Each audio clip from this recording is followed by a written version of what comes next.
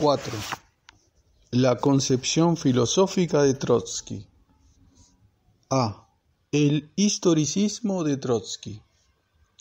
El historicismo es una corriente de tipo filosófico que considera a la historia como un verdadero sujeto. La historia hegeliana, por ejemplo, es básicamente historicista, porque es el despliegue de la idea absoluta como el desarrollo del espíritu universal. Sabemos que, según Hegel, la idea absoluta se despliega en la lógica, la filosofía de la naturaleza y la filosofía del espíritu universal.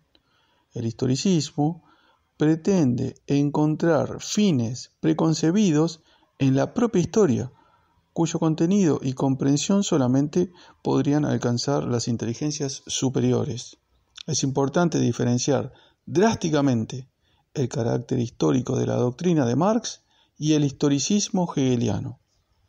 Para Marx, la historia es el tiempo es el lugar de la historia, el decurso, el proceso de todos los fenómenos sociales, y si bien podemos establecer y encontrar justamente por el estudio y la observación determinadas tendencias históricas que muchas veces han recibido el denominativo de leyes históricas, estamos lejos, en la teoría de Marx, de considerar a la historia como un sujeto con determinaciones propias.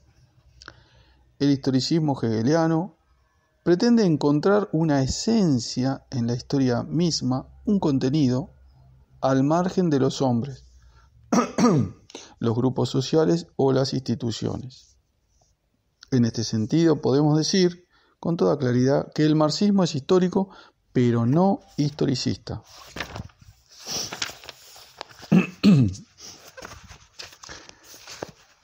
En torno a lo que venimos afirmando y sosteniendo, leamos lo que dice Trotsky.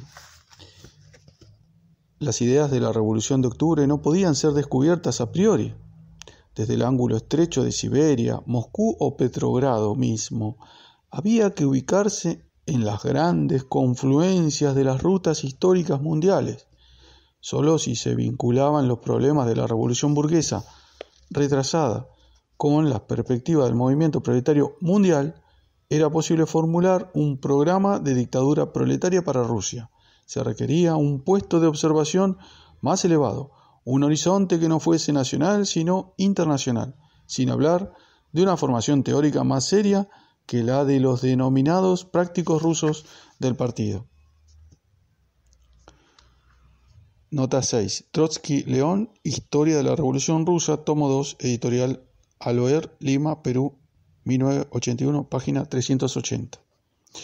Como se puede apreciar muy claramente, Trotsky piensa que la esencia de la historia mundial constituye una sustancia etérea que vaga solamente en los grandes escenarios mundiales y ante todo en la cabeza de los grandes pensadores occidentales, y que buscarla en la perdida Siberia o en las modestas ciudades de Petrogrado o Moscú resulta siendo una política provinciana. Las ideas mismas de la revolución socialista no son producto para Trotsky de las condiciones concretas sociales y económicas, también políticas, de la Rusia zarista. Trotsky ve a las masas populares rusas con un profundo desprecio. La propia Rusia, la madre Rusia de los Narodniki, 7, en ruso, populistas, nota de la editorial. Es para él nada más que un país campesino atrasado y olvidado de las grandes confluencias de las rutas históricas mundiales que pasan pues por Berlín, París, Londres o Nueva York. Lo demás son majaderías parroquiales. La concepción historicista de Trotsky es muy clara en todos sus escritos. Para él, el espíritu de la historia, como nos recuerdan a Hegel, estos pensamientos idealistas e historicistas explicados por Trotsky, habrá que encontrarlo en esas grandes confluencias mencionadas.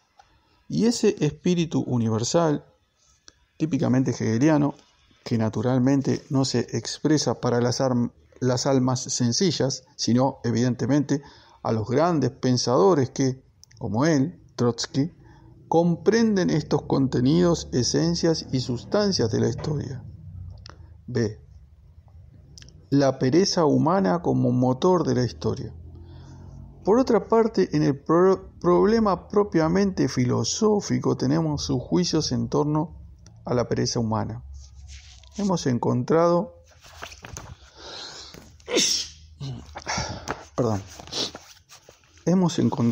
en las obras de Trotsky, aquí mencionadas, algunas citas que realmente nos han sorprendido mucho y que se refieren al carácter que podría tener el hombre del comunismo. Sin embargo, no se trata solamente de una disquisición de carácter futurista, donde caben todas las especulaciones, sino de la consideración de algunas actitudes humanas como progresivas o retardatarias. En este sentido tenemos el problema de la pereza humana, que contrasta ya con la concepción del hombre marciano de los manuscritos y mucho más con el hombre histórico del Marx Maduro, así como el hombre de los sábados comunistas de Lenin, los hombres de temple especial de Stalin, los hombres de la Revolución Cultural China de Mao o finalmente el hombre nuevo del Che Guevara. Veamos. Para el Marx de los manuscritos económico-filosóficos de 1844, la esencia humana estaba constituida sobre todo por el carácter libre del trabajo humano. Trotsky, por el contrario, piensa que un fundamento de aquella esencia es precisamente la pereza humana, y por ello mismo dice: toda la historia de la humanidad es la historia de la organización y de la educación del hombre para el trabajo con el fin de obtener una mayor productividad. El hombre, como ya me he atrevido a decir, es un perezoso. Es decir, se esfuerza instintivamente por obtener con el mínimo esfuerzo el mayor número de productos. Sin esa tendencia humana no habría progreso económico. Siguiendo la regla general, el hombre procurará librarse. La asiduidad no es una virtud innata en él. Se crea por la presión económica y mediante la educación del medio social. Puede afirmarse que el hombre es un animal bastante perezoso. En el fondo, en esta cualidad se ha apoyado principalmente el progreso humano. Si el hombre no hubiese tratado de ahorrar sus fuerzas, sino se hubiese esforzado por conseguir con el mínimo de energía el máximo de productos, no habría habido un desarrollo de la técnica ni de la cultura social. Considerada desde este punto de vista, la pereza del hombre aparece como una fuerza progresiva. El viejo marxista italiano Antonio Labriola ha llegado a imaginar al hombre futuro como un holgazán genial y feliz. 9. Trotsky, Historia de la Revolución Rusa, tomo 2, citada página 314.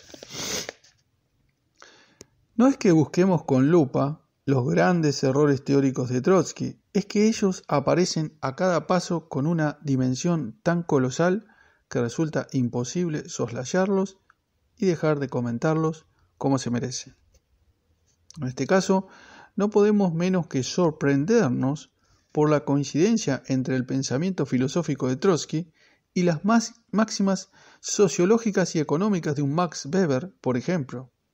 Cuando el sociólogo alemán nos explicaba que el éxito económico del modo capitalista de producción se debía al espíritu protestante del capitalismo y las innatas condiciones del hombre del capitalismo para los negocios, hacía referencia a aquella tesis suprema que se refiere a el mayor beneficio con el menor esfuerzo.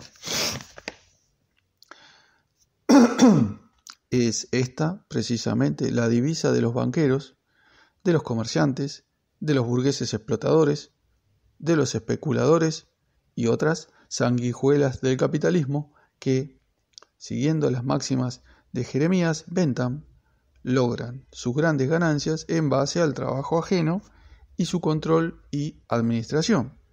¿Acaso no sabemos que desde Marx es imposible cualquier incremento de la riqueza sin la intervención del trabajo humano que es precisamente el trabajo social humano el que permite la acumulación del capital del cual precisamente se apodera el burgués?